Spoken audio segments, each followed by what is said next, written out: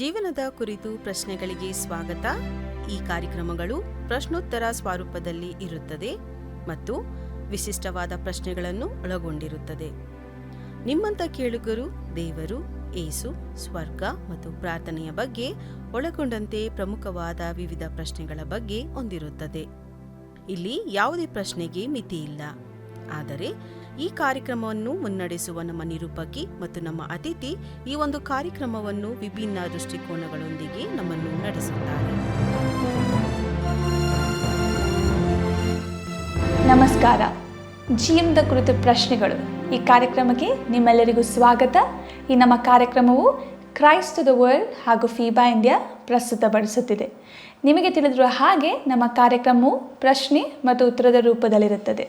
ನಮ್ಮ ಕೇಳುಗರಿಗೆ ಮತ್ತು ನಮ್ಮ ವೀಕ್ಷಕರಿಗೆ ಇರಬಹುದಾದ ಪ್ರಶ್ನೆಗಳನ್ನು ನಾವಿಲ್ಲಿ ಚರ್ಚಿಸುತ್ತೇವೆ. ಅದು ಯಾವುದೇ ವಿಷಯವಾಗಿರಬಹುದು.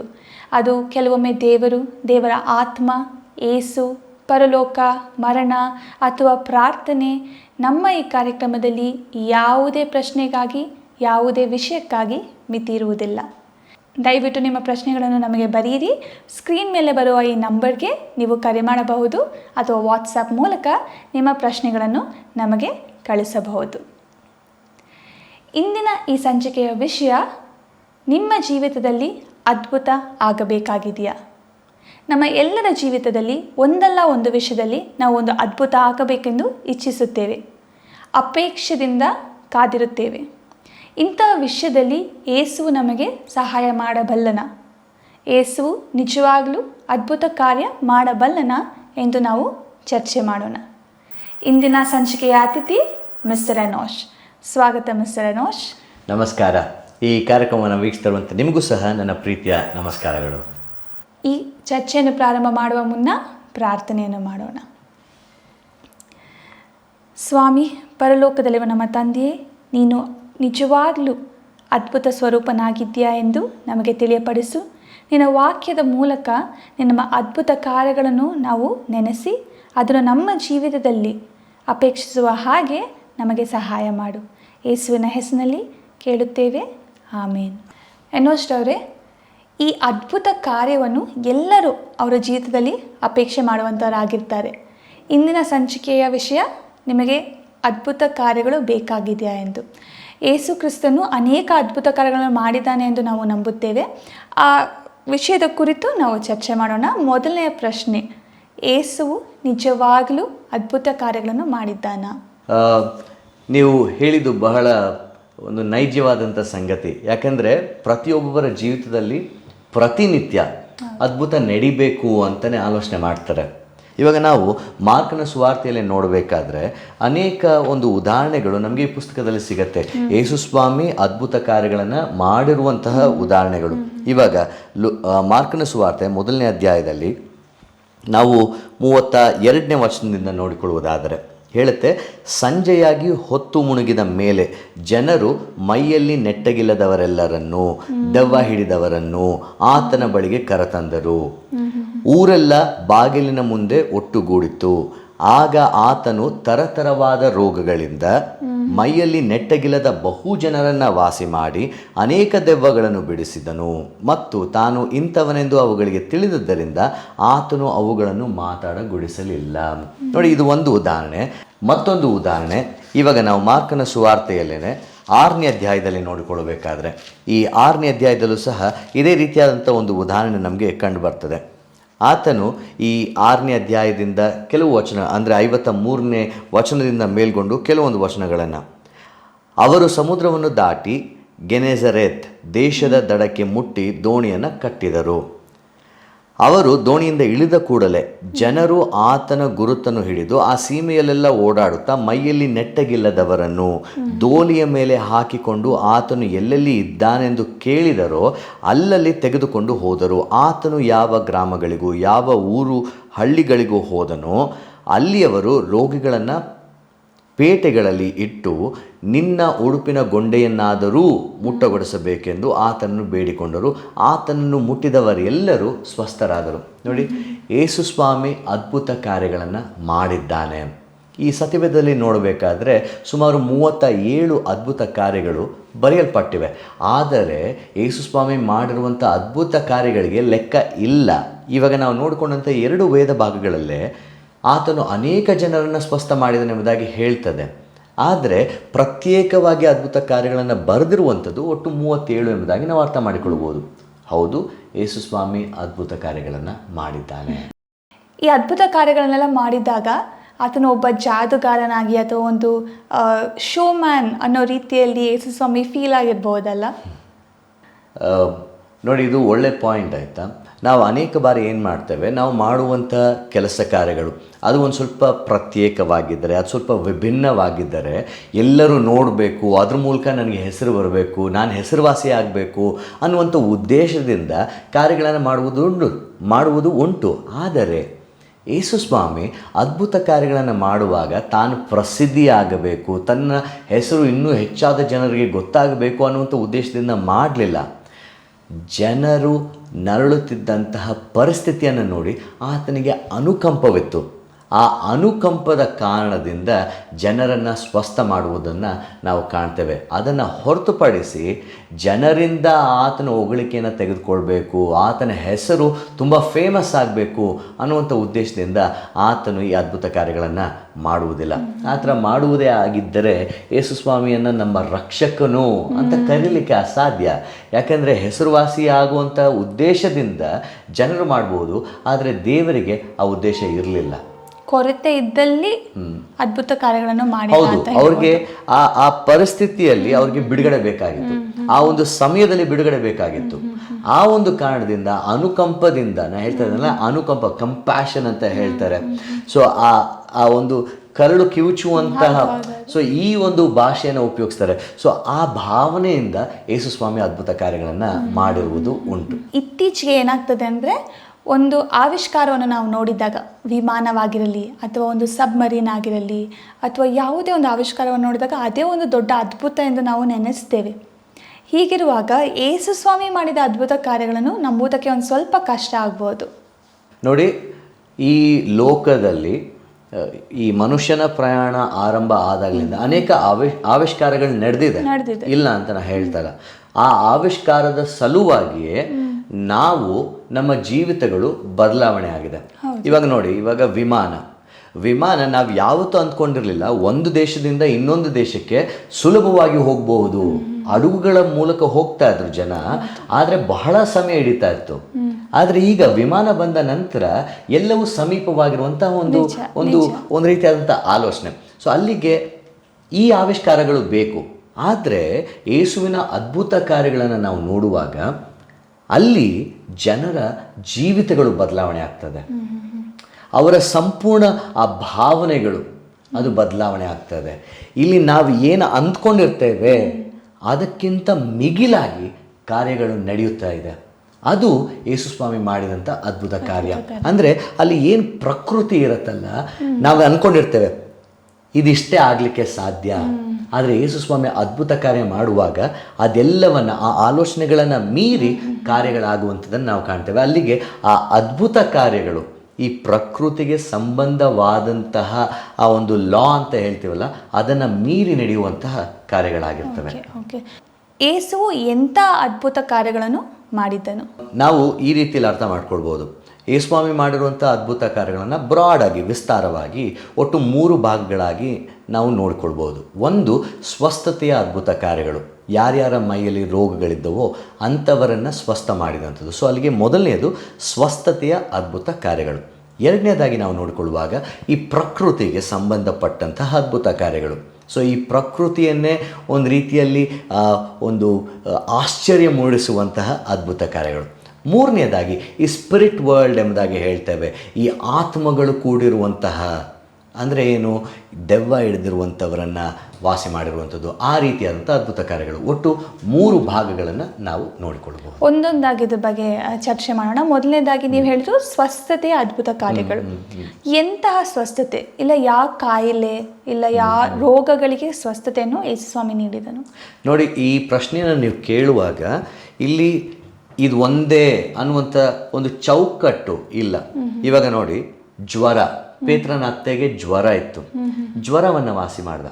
ಪಾರ್ಶ್ವಾಯು ರೋಗ, ಮೂರ್ಛೆ ರೋಗ, ಅದೇ ರೀತಿಯಲ್ಲಿ ಒಂದು ಏನು ಸತ್ತಿರುವಂಥವ್ರನ್ನ ಎಬ್ಬಿಸುವಂಥದ್ದನ್ನು, ರಕ್ತಸ್ರಾವ, ಅನೇಕ ವರ್ಷಗಳಿಂದ ರಕ್ತಸ್ರಾವ ಆಗ್ತಾ ಇತ್ತು, ಬಹಳ ರಕ್ತ ಸುರಿತಲಿತ್ತು ಅಂಥವರನ್ನು, ದೃಷ್ಟಿ ಇಲ್ಲದೆ ಇರುವಂಥವರಿಗೆ, ಕಾಲುಗಳು ಬಲಹೀನವಾಗಿದ್ದಂಥವರಿಗೆ, ಬೆನ್ನು ಬೊಗ್ಗಿ ಹೋದಂಥವರಿಗೆ, ಈ ರೀತಿಯಲ್ಲಿ ಸ್ವಾಮಿ ಮೈಯಲ್ಲಿ ನೆಟ್ಟಗೆ ಇಲ್ಲದೆ ಇರುವಂತಹ ಅನೇಕರನ್ನ ಸ್ವಸ್ಥ ಮಾಡಿರುವುದುಂಟು. ಅಲ್ಲಿಗೆ ಈ ಒಂದು ಸ್ವಸ್ಥತೆ ಇದೆಯಲ್ಲ, ಈ ದೃಷ್ಟಿ ಇಲ್ಲದೆ ಇರುವಂಥದ್ದು ಅಸ್ವಸ್ಥತೆ. ಸೊ ಈ ರೀತಿಯಾದಂಥ ಸ್ವಸ್ಥತೆಗಳನ್ನು ನಾವು ಸತ್ಯವೇದದಲ್ಲಿ ಕಾಣುವಂಥವರಾಗಿರ್ತೇವೆ. ಈಗಿನ ಕಾಲದಲ್ಲೂ ಸ್ವಾಮಿ ಸ್ವಸ್ಥತೆಯನ್ನು ಕೊಡಲು ಶಕ್ತನಾಗಿದ್ದಾನ? ನೋಡಿ, ನಿಮ್ಮ ಪ್ರಶ್ನೆಗೆ ನಾನು ನಿಮಗೆ ಮತ್ತೊಂದು ಪ್ರಶ್ನೆಯನ್ನು ಕೇಳ್ತೇನೆ. ನಿಮಗೆ ಅನೇಕ ಬಾರಿ ಅಸ್ವಸ್ಥತೆ ಬಂದಾಗ ನೀವು ಮಾಡುವಂತಹ ಮೊದಲನೇ ಕಾರ್ಯ ಯಾವುದು? ಏನು ಮಾಡ್ತೀರಾ? ನಿಮಗೆ ಅಸ್ವಸ್ಥತೆ ಬಂದಾಗ ನೀವು ಯಾವುದೋ ಒಂದು ಸ್ಥಳಕ್ಕೆ ಹೋಗೋದಕ್ಕಿಂತ ಮುಂಚೆ, ಅಯ್ಯೋ ದೇವರೇ ಯಾಕಾದರೂ ಇದು ಬಂತಪ್ಪ, ದಯಮಾಡಿ ಇದನ್ನು ನನ್ನಿಂದ ತೆಗಿ ಅಂತ ಕೇಳ್ತೀರ ಅಲ್ವಾ?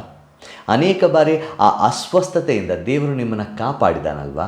ಅಲ್ಲಿಗೆ ಯೇಸುಸ್ವಾಮಿ ಈ ಲೋಕದಲ್ಲಿರಬೇಕಾದ್ರೆ ಆತನು ದೈಹಿಕವಾಗಿ ಅನೇಕರನ್ನ ಅಸ್ವಸ್ಥತೆಯಿಂದ ಬಿಡಿಸಿದನು. ಈ ದಿನದಲ್ಲಿ ಈ ಗಳಿಗೆಯಲ್ಲೂ ಸಹ ಅದನ್ನು ಮಾಡುವುದಕ್ಕೆ ಶಕ್ತನಾಗಿದ್ದಾನೆ. ಯಾಕೆಂದರೆ ದೇವರು ನಿನ್ನೆ ಇದ್ದ ಹಾಗೆ ಇವತ್ತು ಇದ್ದಾನೆ, ಇವತ್ತಿರುವ ಹಾಗೆ ನಾಳೆ ಇರುತ್ತಾನೆ. ಅದು ಎಂದಿಗೂ ಬದಲಾಗೋದಿಲ್ಲ.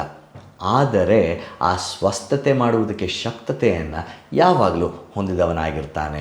ಆತನು ನಿಮ್ಮ ರೋಗಗಳನ್ನು, ಅಸ್ವಸ್ಥತೆಗಳನ್ನು, ಕಾಯಿಲೆಗಳನ್ನು ಮುಟ್ಟುವಂಥ ದೇವರು, ಅದರಿಂದ ಬಿಡುಗಡೆಯನ್ನು ಕೊಡುವಂಥ ದೇವರು ಆಗಿದ್ದಾನೆ. ಇತ್ತೀಚೆಗೆ ಬರುವ ಕಾಯಿಲೆಗಳಲ್ಲಿ ಕ್ಯಾನ್ಸರ್ ಎಂಬುವ ಕಾಯಿಲೆ ಅತಿ ಭಯಂಕರವಾದದ್ದು. ಅನೇಕರು ತಮ್ಮ ಜೀವನವನ್ನು ಕಳೆದುಕೊಂಡಿದ್ದಾರೆ. ಆ ಕಾಲದಲ್ಲಿ ಯೇಸುಸ್ವಾಮಿ ಭೂಮಿ ಮೇಲೆ ಇದ್ದಾಗ ಕ್ಯಾನ್ಸರ್ ಇತ್ತ? ಈ ಕ್ಯಾನ್ಸರಿಂದ ಬಳಲುತ್ತಿದ್ದ ಯಾರನ್ನಾದರೂ ಸ್ವಾಮಿ ಗುಣಪಡಿಸಿದ್ರ? ನೋಡಿ, ಸತ್ಯವೇದದಲ್ಲಿ ಡೈರೆಕ್ಟಾಗಿ ಅಂದರೆ ನೇರವಾಗಿ ಈ ಅರ್ಬುದ ಕಾಯಿಲೆ ಅಂತ ಏನು ಹೇಳ್ತಾರೆ ಅಥವಾ ಕ್ಯಾನ್ಸರ್ ಅನ್ನುವಂಥದ್ದನ್ನು ದೇವರು ವಾಸಿ ಮಾಡಿದ್ದಾನೆ ಎಂಬುದಾಗಿ ಇಲ್ಲ ನೇರವಾಗಿ. ಇವಾಗ ನೀವು ಕೇಳ್ತಾ ಇರುವಂಥ ಒಂದು ಪ್ರಶ್ನೆ ಸುಮಾರು 2000 ವರ್ಷಗಳ ಹಿಂದೆ ನಡೆದಂಥ ಘಟನೆ. ಆ 2000 ವರ್ಷಗಳಲ್ಲಿ ಅನೇಕ ಕಾಯಿಲೆಗಳನ್ನು ಈಗ ಹೆಸರಿಡಿದು ಕರಿತಾ ಇದ್ದಾರೆ, ಸರಿನಾ? ಸೊ ಅಂದರೆ ಆ ಒಂದು ಅಸ್ವಸ್ಥತೆ ಆಗ ಇದ್ದಿರಬಹುದು. ಸ್ವಾಮಿ ಖಂಡಿತವಾಗಿ ಅದನ್ನು ಸ್ವಸ್ಥ ಮಾಡಿದ್ದಿರಬಹುದು, ಆದರೆ ನೇರವಾಗಿ ಇದನ್ನೇ ಮಾಡಿದನು. ಇವಾಗ ನೋಡಿ, ನಾನು ಆರಂಭದಲ್ಲಿ ಓದಂಥ ವಾಕ್ಯ, ಅದು ಮಾರ್ಕನ ಸುವಾರ್ತೆ 6ನೇ ಅಧ್ಯಾಯದಲ್ಲಿ ಆಗಿರಲಿ ಅಥವಾ 1ನೇ ಅಧ್ಯಾಯದಲ್ಲಿ ಆಗಿರಲಿ, ಮೈಯಲ್ಲಿ ನೆಟ್ಟಗೆ ಇಲ್ಲದವರನ್ನ ಆತನ ಬಳಿಗೆ ಯಾರ್ಯಾರು ಅಸ್ವಸ್ಥತೆಯಿಂದ ಬಂದರೋ ಆ ಎಲ್ಲರನ್ನ ಆತನು ಸ್ವಸ್ಥ ಮಾಡಿದನು ಅನ್ನುವಂತಹ ವಾಕ್ಯವನ್ನು ಓದ್ತೇವೆ. ಅಲ್ಲಿಗೆ ಎಲ್ಲೋ ಒಂದೆಡೆ ಯೇಸುಸ್ವಾಮಿ ಈ ರೀತಿಯಾದಂತಹ ಒಂದು ಕ್ಯಾನ್ಸರ್ ಕಾಯಿಲೆಯನ್ನೂ ಸಹ ವಾಸಿ ಮಾಡಿದ್ದಿರಬಹುದು. ಅದು ನೇರವಾಗಿ ನಮಗೆ ಸತ್ಯವೇದದಲ್ಲಿ ಇಲ್ಲ. ಯೇಸುಸ್ವಾಮಿ ಕಾಯಿಲೆ ಬಂದ ಎಲ್ಲರನ್ನೂ ಗುಣಪಡಿಸಿದ್ನ? ಇಲ್ಲವಾದರೆ ಅದಕ್ಕೆ ಕಾರಣವೇನು? ಒಂದು ನಾವು ಅರ್ಥ ಮಾಡ್ಕೊಳ್ಬೇಕು, ಯೇಸುಸ್ವಾಮಿ ಈ ಲೋಕಕ್ಕೆ ಬಂದಂಥ ಉದ್ದೇಶ ಏನು? ಆತನು ಎಲ್ಲರ ಕಾಯಿಲೆಗಳನ್ನು ಸ್ವಸ್ಥ ಮಾಡುವುದಕ್ಕಾಗಿಯೇ ಬಂದನ ಅಥವಾ ಬೇರೆ ಉದ್ದೇಶ ಏನಾಗಿತ್ತು? ನೋಡಿ, ಯೇಸುಸ್ವಾಮಿ ಬಂದಂಥ ಒಂದು ಮುಖ್ಯ ಉದ್ದೇಶ ಏನಂದರೆ, ತನ್ನ ಪ್ರಾಣವನ್ನು ನಿಮ್ಮ ಪ್ರತಿಯೊಬ್ಬೊಬ್ಬರ ಪಾಪಗಳ ಸಲುವಾಗಿ ಕೊಡಬೇಕಾಗಿತ್ತು. ಆ ಕಾರಣದ ಸಲುವಾಗಿ ಆತನು ಈ ಲೋಕಕ್ಕೆ ಬರ್ತಾನೆ. ನೋಡಿ, ಅದಕ್ಕಿಂತ ಮುಂಚೆ ನೋಡಬೇಕಾದ್ರೆ ನೀವು ಏನಾದರೂ ಒಂದು ತಪ್ಪು ಮಾಡಿದ್ರೆ, ಯಾವುದೋ ಒಂದು ಪ್ರಾಣಿಯನ್ನು ಬಲಿ ಕೊಟ್ಟರೆ ನಿಮ್ಮ ಪಾಪ ನಿವಾರಣೆ ಆಗ್ತಾಯಿತ್ತು. ಆದರೆ ಒಂದೇ ಸಾರಿ ತನ್ನನ್ನು ಸಮರ್ಪಿಸಿಕೊಳ್ಳುವುದರ ಮೂಲಕ, ಯಜ್ಞವಾಗಿ ಸಮರ್ಪಿಸಿಕೊಳ್ಳುವುದರ ಮೂಲಕ ನಮ್ಮ ಪಾಪಗಳನ್ನು ಬಗೆಹರಿಸ್ತಾನೆ. ಈ ಒಂದು ಮುಖ್ಯ ಉದ್ದೇಶಕ್ಕಾಗಿ ಮಾತ್ರವೇ ಯೇಸುಸ್ವಾಮಿ ಬಂದಂಥದ್ದು. ಆದರೆ ಅದರ ಜೊತೆಗೆ ಸ್ವಾಮಿ ಈ ಅದ್ಭುತ ಕಾರ್ಯಗಳನ್ನು ಮಾಡುವುದರ ಮೂಲಕ ಜನರ ಜೀವಿತಗಳನ್ನು ಮುಟ್ತಾನೆ. ಸೊ ಈ ಸಮಯದಲ್ಲಿ ಆತನು ಯಾರ್ಯಾರು ಭೇಟಿ ಮಾಡಿದರೋ ಎಲ್ಲರ ಕಾಯಿಲೆಗಳನ್ನು ಸ್ವಸ್ಥತೆ ಮಾಡಲಿಲ್ಲ. ಆದರೆ ಆತನ ಬಳಿಗೆ ಬಂದಂಥವರು ಯಾರು ಪುನಃ ಅದೇ ಒಂದು ಪರಿಸ್ಥಿತಿಯಲ್ಲಿ ಹೋಗೋದಿಲ್ಲ. ಅವರ ಜೀವಿತಗಳು ಬದಲಾಗಿ ಹೋಗುವಂಥದ್ದನ್ನು ನಾವು ಸತ್ಯವೇದದಲ್ಲಿ ಓದುವಂಥವರಾಗಿರ್ತೇವೆ. ಹೌದು, ಸ್ವಾಮಿ ಎಲ್ಲ ಕಾಯಿಲೆಗಳನ್ನು, ಇರುವಂಥ ಎಲ್ಲ ಕಷ್ಟಗಳನ್ನು ನೀಗಿಸಲಿಲ್ಲ. ಆದರೆ ಬಂದಂಥ ಉದ್ದೇಶ ಏನು, ಅದನ್ನು ನಾವು ಅರ್ಥ ಮಾಡಿಕೊಳ್ಳಬೇಕು. ವೈಯಕ್ತಿಕವಾಗಿ ಒಂದು ಪ್ರಶ್ನೆ ಕೇಳಬೇಕಾದರೆ, ಯೇಸು ಸ್ವಾಮಿಯು ನನಗೂ ಸಹ ಸ್ವಸ್ಥತೆಯನ್ನು ನೀಡಬಲ್ಲನ? ಖಂಡಿತವಾಗಿ. ನೋಡಿ, ಯೇಸು ಸ್ವಾಮಿಗೆ ಎಲ್ಲ ರೀತಿಯಾದಂಥ ಪರಿಸ್ಥಿತಿಗಳಿಂದ ಬಿಡಿಸುವುದಕ್ಕೆ ಶಕ್ತಿ ಇದೆ, ಬಲ ಇದೆ, ಆ ಸಾಮರ್ಥ್ಯ ಇದೆ. ಆದರೆ ಯೇಸು ಸ್ವಾಮಿ ನಿಮ್ಮನ್ನು ಸ್ವಸ್ಥ ಮಾಡಬಹುದೇ ಅಂದರೆ ಶಕ್ತಿ ಉಂಟು, ನಿಮ್ಮನ್ನು ಸ್ವಸ್ಥ ಮಾಡಬಹುದೇ ಎಂಬುದಾಗಿ ಕೇಳುವಂಥ ಪ್ರಶ್ನೆಗೆ ನಾನು ಸರಿಯಾದ ರೀತಿಯಲ್ಲಿ ಉತ್ತರ ಕೊಡಲಿಕ್ಕೆ ಸಾಧ್ಯ ಇಲ್ಲ. ಯಾಕೆ ಹೇಳ್ತೇನೆ, ಇವಾಗ ನಿಮ್ಮನ್ನು ಸ್ವಸ್ಥ ಮಾಡುವಂಥದ್ದೇ ದೇವರ ಚಿತ್ತ ಆಗಿದೆಯಾ? ಆ ಒಂದು ಅಸ್ವಸ್ಥತೆ ಅಥವಾ ಕಾಯಿಲೆ ಅಥವಾ ರೋಗ ನಿಮಗೆ ಬರುವುದಕ್ಕೆ ಕಾರಣ ಏನಾಗಿದೆ? ಆ ಉದ್ದೇಶ ನಮಗೆ ಗೊತ್ತಿಲ್ಲ.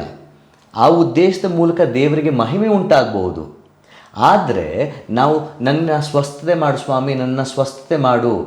ಸೊ ಆ ರೀತಿಯಾಗಿ ಪ್ರಾರ್ಥನೆ ಮಾಡುವಾಗ ನಿಜವಾಗಿಯೂ ದೇವರು ನನ್ನ ಜೀವಿತದಲ್ಲಿ ಏನು ಉದ್ದೇಶ ಇಟ್ಟಿದ್ದಾನೆ ಅದೆಲ್ಲಾದರೂ ಸ್ಲಿಪ್ ಆಗಿಬಿಡತ್ತಾ ನಮ್ಮ ಲೈಫಿಂದ?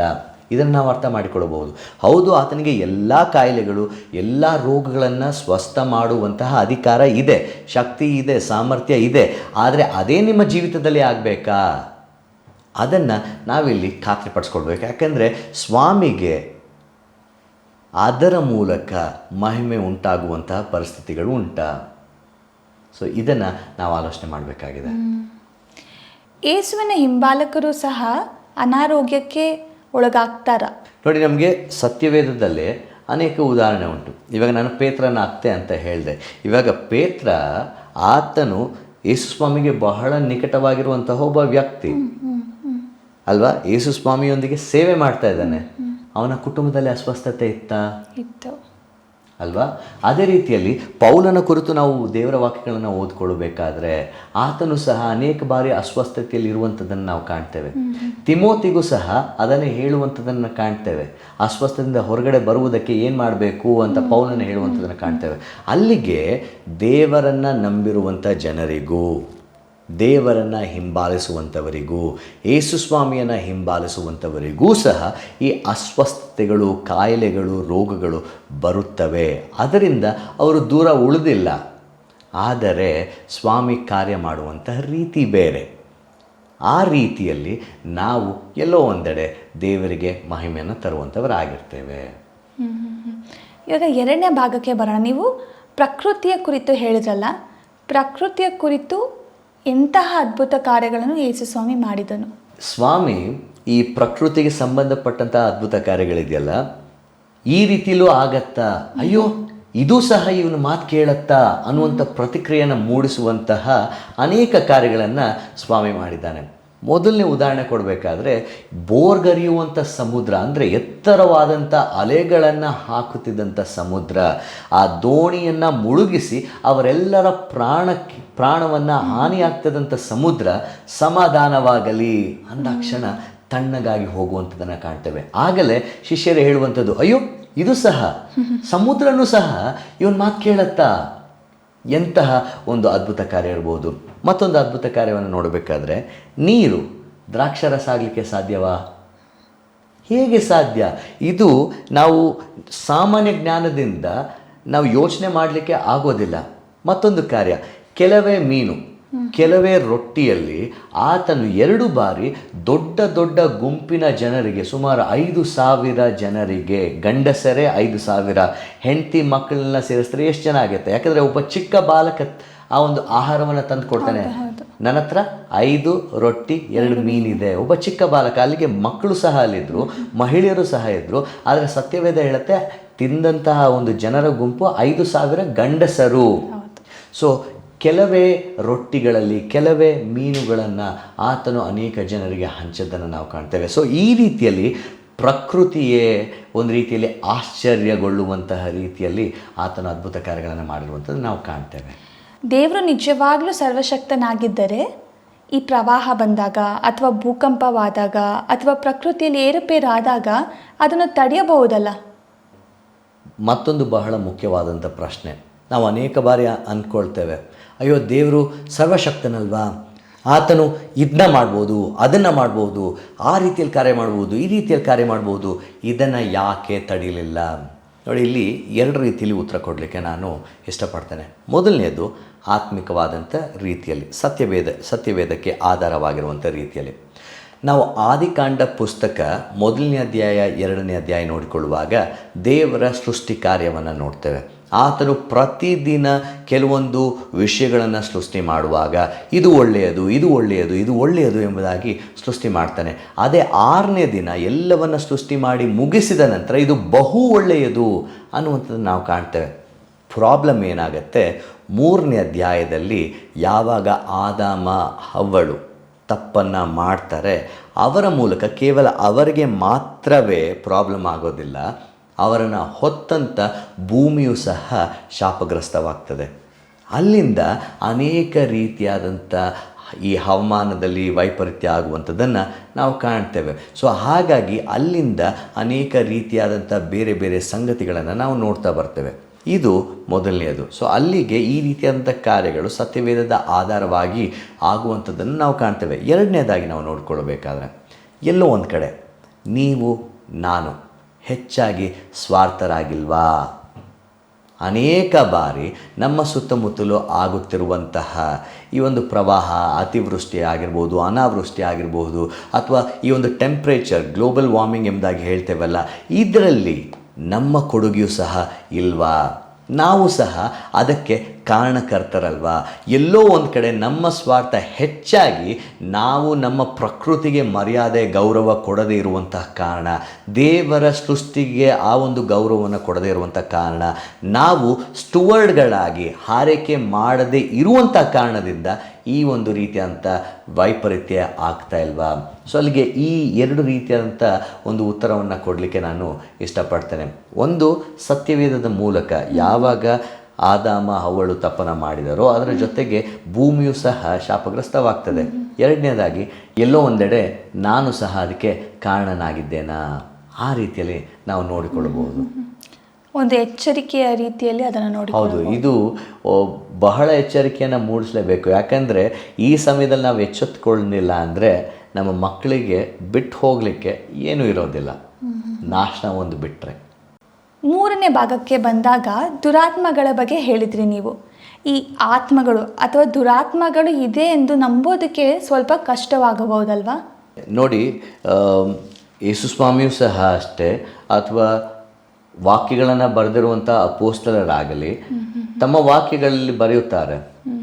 ಕೇವಲ ನಾವು ನೋಡುವಂತಹದ್ದು ಮಾತ್ರವೇ ಅಲ್ಲ, ನಮ್ಮ ಕಣ್ಣಿಗೆ ಕಾಣದೇ ಇರುವಂತಹವುಗಳು ಸಹ ಇವೆ. ಇವಾಗ ಪೌಲನು ಬಹಳ ನಿರ್ದಿಷ್ಟವಾಗಿ ಎಫೆಸ ಪತ್ರಿಕೆ 6ನೇ ಅಧ್ಯಾಯದಲ್ಲಿ ಬರೀತಾನೆ, ನಾವು ಯುದ್ಧ ಮಾಡುವಂಥದ್ದು ಮನುಷ್ಯ ಮಾತ್ರದವರ ಸಂಗಡವಲ್ಲ ಅಂತ ಹೇಳಿ ಅನೇಕ ಅಂಶಗಳನ್ನು ನಮಗೆ ಆತನ ಹೇಳ್ತಾ ಹೋಗ್ತಾನೆ. ಅಲ್ಲಿಗೆ ಈ ಆತ್ಮಗಳು, ದುರಾತ್ಮಗಳು ಸಹ ಕಾರ್ಯ ಮಾಡುವಂಥದ್ದು ನಾವು ಕಾಣ್ತೇವೆ. ನಾವು ಮುಖ್ಯವಾಗಿ ಒಂದು ಉದಾಹರಣೆ ಕೊಡಬೇಕಾದ್ರೆ, ಮಾರ್ಕನ ಸುವಾರ್ತೆ 5ನೇ ಅಧ್ಯಾಯದಲ್ಲಿ ನೋಡುವಾಗ ಯೇಸುಸ್ವಾಮಿ ಒಬ್ಬ ದೆವ್ವಗಳ ದಂಡಿನಿಂದ ಹಿಡಿದಿರುವಂಥ ಒಬ್ಬ ಮನುಷ್ಯನನ್ನು ಬಿಡಿಸ್ತಾನೆ. ಆತನು ಮತ್ತೊಂದು ಬಾರಿ ಸಭಾಮಂದಿರದಲ್ಲಿರಬೇಕಾದ್ರೆ ಒಬ್ಬ ದೆವ್ವ ಹಿಡಿದವನನ್ನು ಆತನ ಮುಂದೆ ಕರ್ಕೊಂಡು ಬರ್ತಾರೆ. ಈ ಎಲ್ಲ ಪ್ರತಿಯೊಂದೊಂದು ದುರಾತ್ಮಗಳಿಗೆ ಸ್ವಾಮಿ ಯಾರು ಅಂತ ಪರಿಚಯ ಇರುತ್ತೆ. ಏನಕ್ಕೆ ಬಂದಿದ್ಯಾ ನೀನು ಮನುಷ್ಯ ಕುಮಾರನು, ದೇವರ ಮಗನು, ನಮ್ಮ ಜೀವಿತವನ್ನು ಹಾಳು ಮಾಡೋಕ್ಕೆ ಬಂದಿದ್ಯಾ? ನಮ್ಮ ಗೊಡವೆ ನಿನಗೆ ಯಾಕೆ? ನನ್ನ ಬಿಟ್ಬಿಡು, ನಾವು ಎಲ್ಲಾದರೂ ಹೋಗಿ ಬದುಕೊಳ್ತೇವೆ, ನನ್ನ ಅಲ್ಲಿ ಕಳಿಸ್ಬಿಡು, ನನ್ನ ಇಲ್ಲಿ ಬಿಟ್ಬಿಡು. ಸ್ವಾಮಿ ಅನೇಕ ಪರಿಸ್ಥಿತಿಗಳಲ್ಲಿ ಅವುಗಳಿಗೆ ಮಾತಾಡುವುದಕ್ಕೆ ಅನುಮತಿ ಕೊಡೋದಿಲ್ಲ, ಮಾತಾಡಗೊಡಿಸುವುದಿಲ್ಲ ಎಂಬುದಾಗಿ ಹೇಳ್ತೇವೆ. ಸೊ ಅಲ್ಲಿಗೆ ಯೇಸು ಸ್ವಾಮಿ ಈ ಒಂದು ಆತ್ಮಗಳಿಗೆ ಸಂಬಂಧಪಟ್ಟಂತಹ ಕಾರ್ಯಗಳನ್ನು, ದುರಾತ್ಮಗಳಿಗೆ ಸಂಬಂಧಪಟ್ಟಂತಹ ಕಾರ್ಯಗಳನ್ನು, ಅದ್ಭುತ ಕಾರ್ಯಗಳನ್ನು ನಾವು ಸತ್ಯವೇದದಲ್ಲಿ ನೋಡ್ತೇವೆ. ಯೇಸು ಸ್ವಾಮಿ ದೆವ್ವಗಳನ್ನು ಬಿಡಿಸಿರುವಂತಹ ಒಂದು ನಿದರ್ಶನಗಳು. ಇಷ್ಟೇ ಯಾಕೆ, ಮಗ್ದಲದ ಮರಿಯಳು 7 ದೆವ್ವಗಳು ಆಕೆಯಲ್ಲಿರ್ತವೆ, ಆಕೆಯಿಂದ ಆ ದೆವ್ವಗಳನ್ನು ಬಿಡಿಸ್ತಾನೆ. ಸೊ ಈ ರೀತಿಯಾದಂಥದ್ದೆಲ್ಲ ನಾವು ಸತ್ಯವೇದದಲ್ಲಿ ಕಾಣುವಂಥವರಾಗಿರ್ತೇವೆ. ಅನೇಕರು ಅನ್ಕೊಳ್ಬೋದಲ್ಲ, ನಾನು ಎಷ್ಟೇ ಪ್ರಾರ್ಥನೆ ಮಾಡಿದರೂ ನನಗೆ ಸ್ವಸ್ಥತೆ ಸಿಗ್ತಾ ಇಲ್ಲ, ನನ್ನ ರೋಗ ನಿವಾರಣೆ ಆಗ್ತಾ ಇಲ್ಲ ಅಂತ. ಅಂಥವರಿಗೆ ಏನಂತ ಹೇಳ್ತೀರಾ ನೀವು? ನೋಡಿ, ಈ ಪ್ರಶ್ನೆಯನ್ನು ನಾನು ಈಗಾಗಲೇ ಉತ್ತರಿಸಿದ್ದೇನೆ. ನಿಮ್ಮ ಜೀವಿತದಲ್ಲಿ ದೇವರ ಉದ್ದೇಶ ಏನು? ಹೌದು, ನಮಗೆ ಅಸ್ವಸ್ಥತೆ ಬರುವಾಗ ನಾವು ಪ್ರಾರ್ಥನೆ ಮಾಡ್ತೇವೆ, ದೇವರೇ ನನ್ನನ್ನು ಈ ಕಾಯಿಲೆಯಿಂದ, ಈ ಅನಾರೋಗ್ಯತೆಯಿಂದ, ಈ ಅಸ್ವಸ್ಥತೆಯಿಂದ, ಈ ಒಂದು ರೋಗದಿಂದ ಪಾರು ಮಾಡು ಸ್ವಾಮಿ, ತೆಗೆದು ಹಾಕು ಅಂತ ನಾವು ಬೇಡ್ತೇವೆ. ಅದರಲ್ಲಿ ತಪ್ಪಿಲ್ಲ. ಆದರೆ ನಾವು ನಮ್ಮ ಜೀವಿತದಲ್ಲಿ ಆತನ ಉದ್ದೇಶ ಏನು ಅಂತ ಅರ್ಥ ಮಾಡಿಕೊಳ್ಳಬೇಕು. ಆ ಕಾಯಿಲೆ ವಾಸಿ ಆಗಲೇಬೇಕಾ? ಯೋಬನಿಗೆ ಯಾಕೆ ಕಷ್ಟ ಬಂತು? ಆತ ನೀತಿವಂತ ಆಗಿರ್ತಾನಲ್ವ, ಆತನ ಸುತ್ತಮುತ್ತಲಿರುವಂಥ ಎಲ್ಲರನ್ನ ಕಸಿದುಕೊಳ್ತಾನೆ. ಅದಾದ ನಂತರ ಆತನಿಗೂ ಸಹ ಕುಷ್ಠ ಹತ್ತುವಂಥದ್ದನ್ನು ನಾವು ಕಾಣ್ತೇವೆ. ಅದರ ಮೂಲಕ ಏನಾಯಿತು? ದೇವರ ನಾಮಕ್ಕೆ ಮಹಿಮೆ ಉಂಟಾಯಿತಾ? ಈ ಒಂದು ಸೂಕ್ಷ್ಮತೆ ನೋಡಿ. ನಾನು ಇದೆಲ್ಲವನ್ನು ಉತ್ತರವನ್ನು ಕೊಡುವಾಗ ನಿಮಗೆ ಸಮಂಜಸ ಇಲ್ಲ ಎಂಬುದಾಗಿ ಅನ್ನಿಸ್ಬೋದು, ನಿಮಗೆ ಸಮಾಧಾನ ಆಗದೇ ಇರಬಹುದು. ಆದರೆ ನಿಮಗೆ ಇರುವಂಥ ಪರಿಸ್ಥಿತಿಯ ಮೂಲಕ ದೇವರನ್ನು ಮಹಿಮೆ ಪಡಿಸ್ಬಹುದಾ? ದೇವರ ನಾಮಕ್ಕೆ ಮಹಿಮೆ ಸಲ್ಲುವಂಥದ್ದಾಗಿರ್ತದಾ? ಅದನ್ನು ನಾವಿಲ್ಲಿ ಅರ್ಥ ಮಾಡ್ಕೊಳ್ಬೇಕಾಗಿದೆ. ಎನ್ನೋಷ್ಟವ್ರೆ, ನಾವು ಕಡೆಯ ಪ್ರಶ್ನೆಗೆ ಬಂದಿದ್ದೇವೆ ಈ ಸಂಚಿಕೆಯಲ್ಲಿ. ಈ ಅದ್ಭುತ ಕಾರ್ಯ ಮಾಡುವ ಯೇಸುವನ್ನು ನಾವು ಹೇಗೆ ಅಂಗೀಕರಿಸುವುದು? ಆತನ ಅದ್ಭುತ ಕಾರ್ಯಗಳನ್ನು ನಾವು ಹೇಗೆ ಅನುಭವಿಸುವುದು? ನೋಡಿ, ನಾವು ಯಾವಾಗಲೂ ಏನು ಮಾಡ್ತೇವೆ, ಅನೇಕ ಬಾರಿ ನಮ್ಮ ಗಮನ ಗಿಫ್ಟ್ ಮೇಲೆ ಇರುತ್ತೆ, ಆದರೆ ಕೊಡೋರ ಮೇಲೆ ಇರೋದಿಲ್ಲ. ನಮಗೆ ಗಿಫ್ಟ್ ಏನಿದೆ ತೆಗೆದು ನೋಡಬೇಕು ಅಂತ ಆಸೆ ಇರುತ್ತೆ, ಆದರೆ ಯಾರು ಕೊಟ್ಟಿದ್ದಾರೆ ಸುಮ್ಮನೆ ಒಂದು ಸತಿ ನೋಡಿ ಬಿಟ್ಬಿಡ್ತೇವೆ. ಇಲ್ಲಿ ಅದಾಗಬಾರ್ದು. ನಮ್ಮ ಜೀವಿತದಲ್ಲಿ ನಿಜವಾಗಿಯೂ ಅದ್ಭುತ ಕಾರ್ಯ ಆಗಬೇಕು. ಅದು ಆಗಬೇಕೆಂಬುದಾಗಿ ನಾನು ಪ್ರಾರ್ಥನೆ ಮಾಡ್ತೇನೆ. ಆದರೆ ಅದ್ಭುತ ಕಾರ್ಯಗಳನ್ನು ಮಾಡುವುದಕ್ಕೆ ಶಕ್ತನಾಗಿರುವಂಥ ದೇವರನ್ನು ಎಲ್ಲೋ ಒಂದೆಡೆ ಬಿಟ್ಬಿಡ್ತಾ ಇದ್ದೇವಾ? ಅದು ನಮ್ಮ ಜೀವಿತದಲ್ಲಿ, ನಿಮ್ಮ ಜೀವಿತದಲ್ಲಿ, ನನ್ನ ಜೀವಿತದಲ್ಲಿ ಆಗಬಾರದು. ಆ ಅದ್ಭುತ ಕಾರ್ಯಗಳನ್ನು ಮಾಡುವಂಥ ದೇವರು ನಮ್ಮ ಜೊತೆಗಿದ್ದರೆ ಇನ್ನೇನು ಬೇಕ್ರಿ? ಬರೀ ಅದ್ಭುತ ಕಾರ್ಯಗಳು ನಮ್ಮ ಜೀವಿತದಲ್ಲಿ ಆಗಬೇಕಾ? ಅಥವಾ ಅದ್ಭುತ ಕಾರ್ಯಗಳನ್ನು ಮಾಡುವಂಥ ದೇವರು ನನ್ನ ಜೊತೆ ಇರಬೇಕಾ? ಅವನನ್ನು ಹಿಂಬಾಲಿಸುವಂತಹ ಒಂದು ಜವಾಬ್ದಾರಿ ನಿಮಗೆ, ನನಗೆ ಇದೆ. ಆ ಜವಾಬ್ದಾರಿ ಬೇಕಾದರೆ ಕೆಲವೊಂದನ್ನು ನೀವು ಮಾಡಬೇಕು. ಮೊದಲನೇದಾಗಿ ಅರ್ಥ ಮಾಡಿಕೊಳ್ಳಿ, ದೇವರು ನಿಮ್ಮನ್ನು, ಯಾರೇ ಆಗಿರಿ, ನೀವು ಯಾರೇ ಆಗಿರಿ, ಯಾವ ಪರಿಸ್ಥಿತಿಯಲ್ಲಿರಿ, ಯಾವ ಒಂದು ಶೇಮ್ ನಿಮ್ಮಲ್ಲಿರಲಿ, ಅವಮಾನ ನಿಮ್ಮಲ್ಲಿರಲಿ, ಚಿಂತೆ ಪಡಬೇಡಿ. ಯಾವ ರೀತಿಯಾದಂಥ ದುರ್ಗತಿಯಲ್ಲಿದ್ದರೂ ಸಹ ನಿಮ್ಮನ್ನು ಯೇಸು ಸ್ವಾಮಿ ಪ್ರೀತಿ ಮಾಡ್ತಾನೆ. ನೀವಿರುವಂತಹ ಪರಿಸ್ಥಿತಿಯಲ್ಲೇ ದೇವರು ನಿಮ್ಮನ್ನು ಪ್ರೀತಿ ಮಾಡ್ತಾನೆ. ಇದನ್ನು ಯಾವಾಗಲೂ ಮನದಟ್ಟು ಮಾಡಿಕೊಳ್ಳಿ. ಎರಡನೇದಾಗಿ, ನಾವು ಕೆಲವೊಂದು ಬಾರಿ ತಪ್ಪುಗಳನ್ನು ಮಾಡ್ತೇವೆ. ಆ ತಪ್ಪುಗಳಿಂದ ನಾವು ಹೊರಬರಬೇಕು. ಯಾಕಂದರೆ ಯೇಸು ಸ್ವಾಮಿ ಅದಕ್ಕೋಸ್ಕರವಾಗಿಯೇ ನನಗೋಸ್ಕರ, ನಿಮಗೋಸ್ಕರ ಪ್ರಾಣ ಕೊಟ್ಟಿದ್ದಾನೆ. ಸೊ ಅಲ್ಲಿಗೆ ಅದಕ್ಕೆ ಆ ಒಂದು ಘಟನೆಯನ್ನು ನಾವು ಗೌರವಿಸಬೇಕಲ್ವಾ? ಸೊ ಅಲ್ಲಿಗೆ ನಮ್ಮ ಜೀವಿತದಲ್ಲಿ ಅದ್ಭುತ ಕಾರ್ಯ ಆಗಬೇಕಾದ್ರೆ, ಆತ ನಮ್ಮನ್ನು ಪ್ರೀತಿ ಮಾಡ್ತಾನೆ ಎಂಬುದಾಗಿ ಹೇಳಬೇಕಾದ್ರೆ ನಾವು ಸಹ ಆತನಿಗೋಸ್ಕರ ಏನಾದರೂ ಮಾಡಬೇಕಲ್ವಾ? ನಮ್ಮ ಪಾಪಗಳಿಗೆ ಪಶ್ಚಾತ್ತಾಪಪಟ್ಟು ಪಾಪ ಕ್ಷಮಾಪಣೆಯನ್ನು ಹೊಂದಿ ಅದರಿಂದ ಹೊರಬರಬೇಕಾಗಿದೆ. ಮೂರನೇದಾಗಿ, ಯಾವಾಗಲೂ ಅರ್ಥ ಮಾಡಿಕೊಳ್ಳಿ, ದೇವರು ನಿಮ್ಮ ಪಾಪಗಳನ್ನು ಖಂಡಿತವಾಗಿ ಕ್ಷಮಿಸ್ತಾನೆ. ಅದು ಎಷ್ಟೇ ಕಡು ಕೆಂಪಾಗಿದ್ದರೂ, ಕಿರಿಮಂಜಿ ಬಣ್ಣವಾಗಿದ್ದರೂ ಅದನ್ನು ತೊಳೆದು ನಿಮ್ಮನ್ನು ಪರಿಶುದ್ಧರನ್ನಾಗಿ ಮಾಡ್ತಾನೆ. ಈ ಸಮಯದಲ್ಲಿ ನಾನು ಒಂದು ಸಣ್ಣ ಪ್ರಾರ್ಥನೆಯನ್ನು ಮಾಡಲಿಕ್ಕೆ ನಾನು ಇಷ್ಟಪಡ್ತೇನೆ. ಪ್ರಾರ್ಥನೆ ಮಾಡೋಣ. ಅದ್ಭುತ ಸ್ವರೂಪನೇ, ಅದ್ಭುತ ಸ್ವರೂಪನೇ, ನನ್ನ ಜೀವಿತದಲ್ಲಿ ಇಲ್ಲಿಯ ತನಕ ಅನೇಕ ಅದ್ಭುತ ಕಾರ್ಯಗಳನ್ನು ಮಾಡಿದ್ದಿ. ಆದರೆ ಆ ಕಾರ್ಯಗಳಿಗಿಂತ ಹೆಚ್ಚಾಗಿ ನೀನು ಯೇಸು ಸ್ವಾಮಿ ನನ್ನ ಜೀವಿತದಲ್ಲಿ ಬೇಕು. ನನ್ನ ಜೀವಿತ ಪರಿವರ್ತನೆ ಆಗಬೇಕು. ನಾನು ನಿನ್ನನ್ನು ಸ್ವಂತ ರಕ್ಷಕನಾಗಿ ಅಂಗೀಕರಿಸಲು ಇಚ್ಛಿಸುತ್ತೇನೆ. ನನ್ನಲ್ಲಿ ಬಾ ಸ್ವಾಮಿ, ನನ್ನಲ್ಲಿ ಕಾರ್ಯ ಮಾಡು. ನನ್ನ ಜೀವಿತವು ಪರಿವರ್ತನೆಯಾಗಿ ನಿನ್ನ ವಾಕ್ಯದ ನೆರಳಿನಲ್ಲಿ ಬೆಳೆಯುವ ಹಾಗೆ ಸಹಾಯ ಮಾಡು. ಈ ಅದ್ಭುತ ಕಾರ್ಯವನ್ನ ನನ್ನ ಜೀವಿತದಲ್ಲಿ ಮಾಡು. ಯೇಸುವಿನ ಹೆಸರಿನಲ್ಲಿ ಆಮೆನ್. ಥ್ಯಾಂಕ್ ಯು ಅನುಷ್ ಅವರೇ, ನಿಮ್ಮ ಉತ್ತರಗಳಿಗಾಗಿ ಹಾಗೂ ನಿಮ್ಮ ಪ್ರಾರ್ಥನೆಗಾಗಿ. ನಿಮಗೂ ಸಹ ನನ್ನ ಪ್ರೀತಿಯ ವಂದನೆಗಳು. ಈ ಕಾರ್ಯಕ್ರಮವನ್ನು ವೀಕ್ಷಿಸಿದಂಥ ನಿಮಗೂ ಸಹ ನನ್ನ ಪ್ರೀತಿಯ ವಂದನೆಗಳನ್ನು ತಿಳಿಸುವಂಥವನಾಗಿರ್ತೇನೆ. ವೀಕ್ಷಕರೇ, ನಾವು ನೋಡಿದ್ದೇವಲ್ಲ, ಇಂದಿನ ಸಂಚಿಕೆಯ ಶೀರ್ಷಿಕೆಯಾಗಿತ್ತು, ನಿಮ್ಮ ಜೀವಿತದಲ್ಲಿ ಅದ್ಭುತ ಕಾರ್ಯ ಬೇಕಾಗಿದೆಯಾ? ಯೇಸುವು ಎಂದಿನಂತೆ ಇಂದಿಗೂ ಇದ್ದಾನೆ. ಆ ಕಾಲದಲ್ಲಿ ಮಾಡುವ ಅದ್ಭುತ ಕಾರ್ಯಗಳು ನಿಮ್ಮ ಜೀವಿತದಲ್ಲಿ ಇಂದಿನ ಕಾಲದಲ್ಲಿ ನೀವು ಅಪೇಕ್ಷೆ ಮಾಡಬಹುದು. ನಿಮ್ಮ ಕೊರತೆಗಳನ್ನು, ನಿಮ್ಮ ಅಗತ್ಯತೆಗಳನ್ನು ಆತನಿಗೆ ಹೇಳಿದಾಗ ಆತನು ಖಂಡಿತವಾಗಿಯೂ ಅದ್ಭುತ ಕಾರ್ಯವನ್ನು ಆಗಿದ್ದಾನೆ. ಆತನು ಶಕ್ತನು ಮತ್ತು ಆತನು ಒಳ್ಳೆಯ ಕುರುಬನಾಗಿದ್ದಾನೆ. ಈ ನಮ್ಮ ಕಾರ್ಯಕ್ರಮದ ಹೆಸರು ಜೀವನದ ಕುರಿತು ಪ್ರಶ್ನೆಗಳು. ಈ ನಮ್ಮ ಕಾರ್ಯಕ್ರಮವು ಕ್ರೈಸ್ಟ್ ದ ವರ್ಲ್ಡ್ ಹಾಗೂ ಫೀಬಾ ಇಂಡಿಯಾ ಪ್ರಸ್ತುತಪಡಿಸುತ್ತಿದೆ. ನಿಮ್ಮ ಪ್ರಶ್ನೆಗಳಿಗೆ ನಾವು ಉತ್ತರಿಸಲು ಇಚ್ಛಿಸುತ್ತೇವೆ. ನಮ್ಮ ಸ್ಕ್ರೀನ್ ಮೇಲೆ ಬರುವ ಈ ನಂಬರ್ಗೆ ನೀವು ಕರೆ ಮಾಡಬಹುದು ಅಥವಾ ವಾಟ್ಸಾಪ್ ಮೂಲಕ ನಿಮ್ಮ ಪ್ರಶ್ನೆಗಳನ್ನು ನಮಗೆ ಕಳಿಸಬಹುದು. ನೀವು ಕಳಿಸುವ ಎಲ್ಲ ಪ್ರಶ್ನೆಗಳು ನಮಗೆ ಪ್ರೋತ್ಸಾಹವನ್ನು ನೀಡುತ್ತದೆ. ಮುಂದಿನ ಸಂಚಿಕೆಯಲ್ಲಿ ಸಿಗೋಣ. ಧನ್ಯವಾದಗಳು. ನಮ್ಮನ್ನು ಸಂಪರ್ಕಿಸುವ ಮಾಹಿತಿ info@fibaonline.org ಅಥವಾ ಮೊಬೈಲ್ ಅಥವಾ ವಾಟ್ಸಪ್ನ ಸಂಖ್ಯೆ 99026064453. ಧನ್ಯವಾದಗಳು.